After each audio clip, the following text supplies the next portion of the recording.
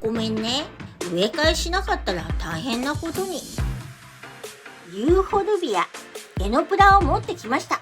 これ、トゲトゲしていますが、サボテンではなく、こんなに凶暴なトゲがありますが、ユーフォルビアになります。